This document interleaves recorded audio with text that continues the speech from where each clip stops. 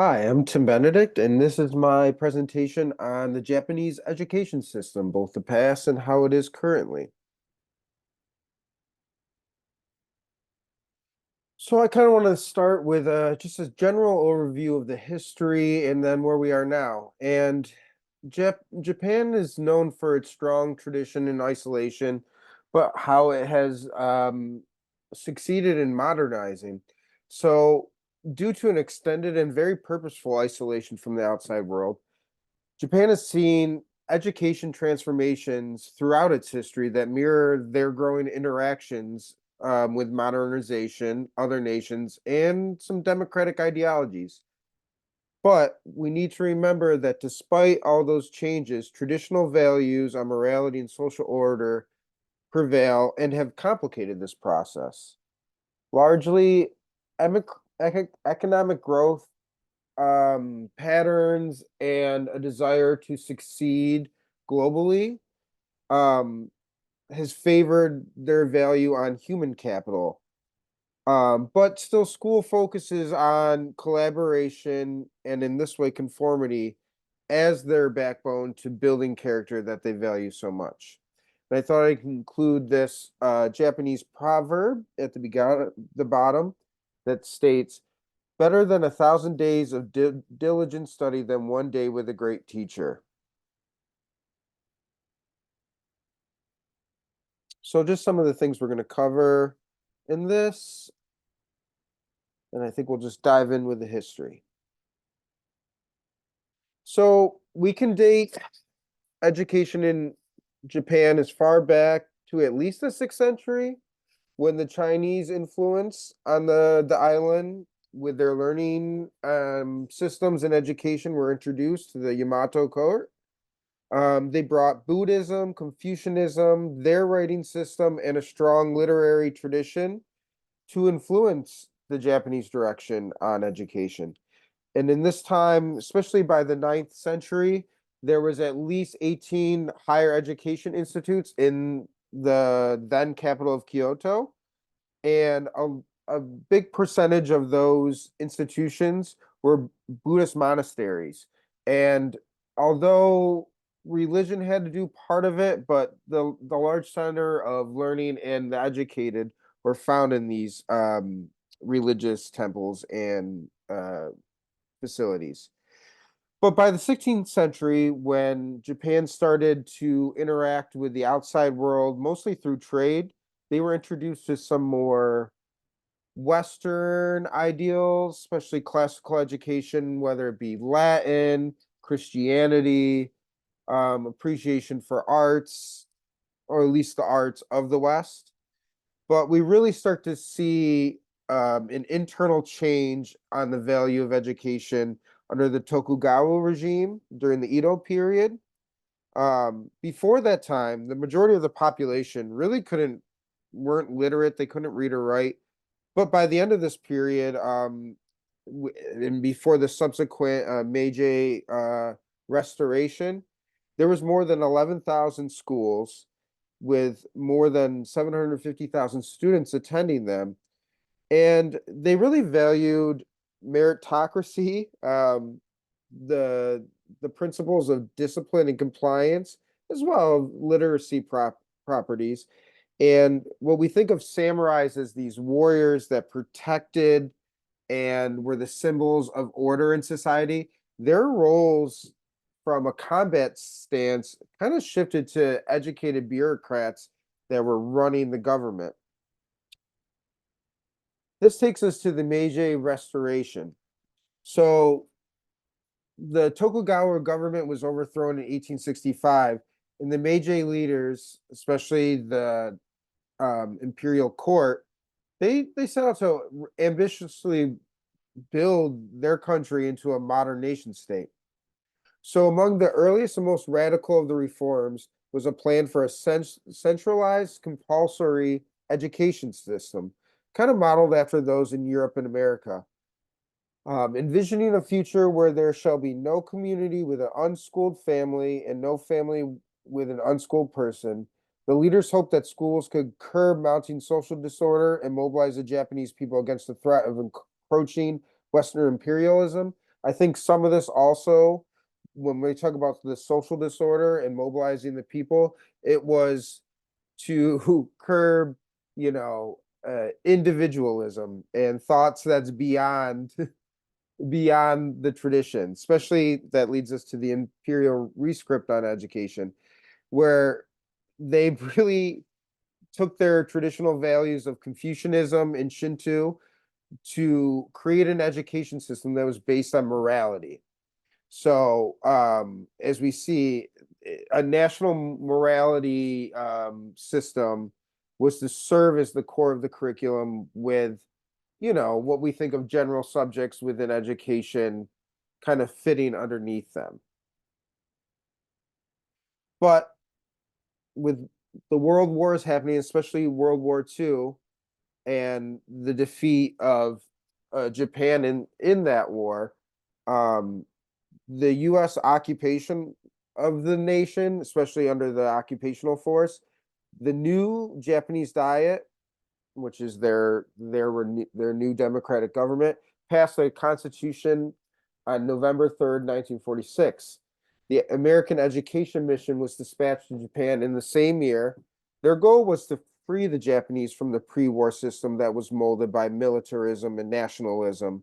And they wanted to focus on the individual and its experience through progressivism that we see, that was really influenced by Dewey. So the fundamental law of education was passed shortly after that, in 1947. This is a time when the imperial rescript for education that I mentioned before, the traditional moral values based on Confucianism, that was kind of invalidated. This is when they instituted a system of education that still stands, which is based on the American model, more or less, of a 6-3-3. So there were 6 years of compulsory elementary school, 3 years of compulsory junior high, and then 3 years of high school. No longer was the imperial regime, the national government, in charge of education boards and curriculum. Now it was decided by a local popular vote, and as was the text, the curriculum therein. And then it really inspired intellectuals and teachers because it increased their freedoms in the way that they could teach class, and shared this vision on the importance of individual thought and experience.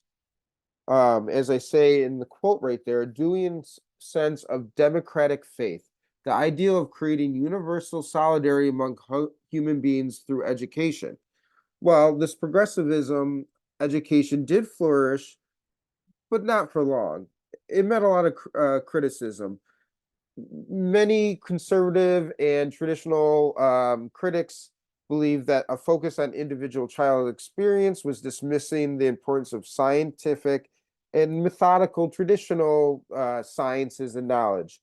And once the U.S. government kind of reeled back its control on on Japan as a whole and their control, we start to see revisionism and conservatism feed back in, and we start to move back towards the values that were inherent in the rescript, the moral lessons. And then their criticism over American imperialism, especially their endeavors in Korea and the Cold War, kind of they thought they were seeing in their own students, whether that's true or not, and they perceived that as a decline in student morality and just like their academic performance overall. So we're really teetering on trying to institute something new as we redefine what it means to be an individual, but also a proud member of society. It's like the very traditional values of Japan are meeting kind of the new visions of a just global awareness. So this is where they really start to shift their educational philosophy on manpower. So human capital, or manpower, they believe, is produced through the school system, and it is instilled in everyone that they need to pursue their education as a sense of capital which is an investment later in life in success, not only for them, but for their nation.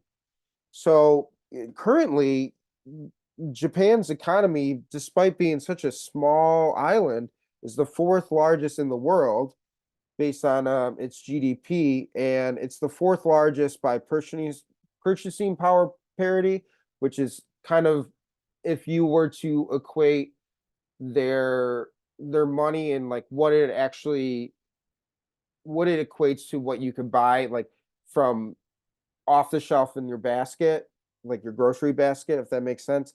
But from COVID and such, the lack of wage growth, the declining population of the youth, and inflation is challenging that growth.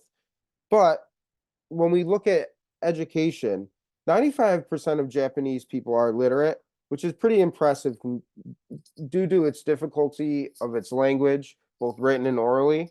Their unemployment rates are comparatively low to the world at roughly 2.5%. Um, and we've seen just an incremental increase from the 1960s of students that continue on to high school after the compulsory age of 15. And now the statistics show that over 95% of Japanese high school students graduate compared to 89% of American students. So they are starting education and they're finishing through the normal high school years.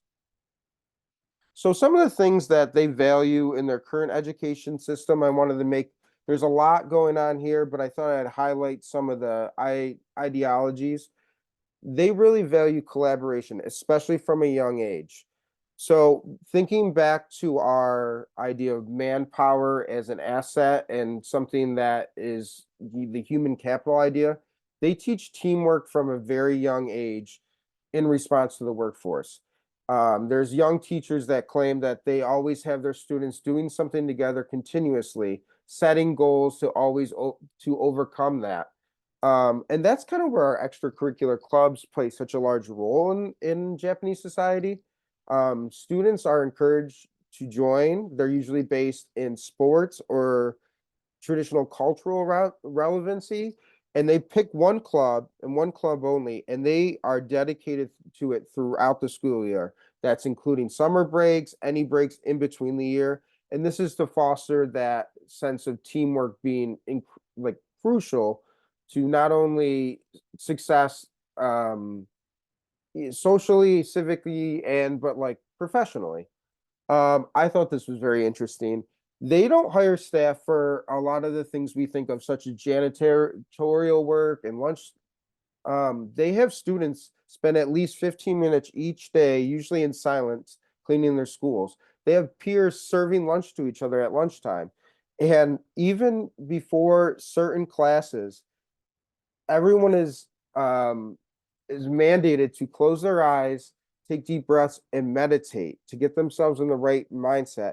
But they have a few students come to the front of the class, not only to lead it, but to then go around and monitor to make sure everyone's doing it.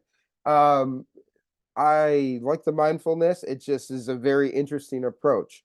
As for teachers, it's a profession that's highly respected, and there's very high standards, and it's very difficult to earn a job um, as a teacher. But teachers really respect the idea of compliance and respect towards them, and it still carries a little bit of the militaristic nature of the yesteryears. It is thought to not be their job to be engaging or entertaining, but to provide the education, the knowledge for the students. So there's a strong emphasis on memorization, kill and drill. And they often celebrate students pushing themselves to unhealthy lengths for academic achievement. Salaries for educators are, you know, a little bit lower than we see in the US, despite often having more experience. Women are generally very underrepresented in the teaching profession. And although students and teachers spend less hours per day and year in a class, they spend more days in school each year than anywhere else in the world. And as far as conformity, we see it in not only the academics and following the rules of learning and expectations, but school uniforms are a big thing. They're compulsory and they're very meticulous on their code, and they are they are enforced heavily, especially for girls. There's a huge list of what is allowed and what is not. Um, and that's a whole nother thing. So they say they value character before academic knowledge, but some of their evidence kind of goes back and forth with that. Early education is said to focus on character building and not economics. Kids don't take exams before the age of 10. What they're learning is usually based on character traits, perseverance, collaboration. Their school year will begin in April when the cherry blossoms bloom, which is a signal to them of new beginnings and a fresh start. And since they get started at an early age, the proficiency in math and their focus on language often lends to students being tasked with more complex concepts at an early age. There used to be a mandated 11-month school year with 6-day school weeks, but that has been dropped. But most schools still require students to attend a Saturday class once a trimester.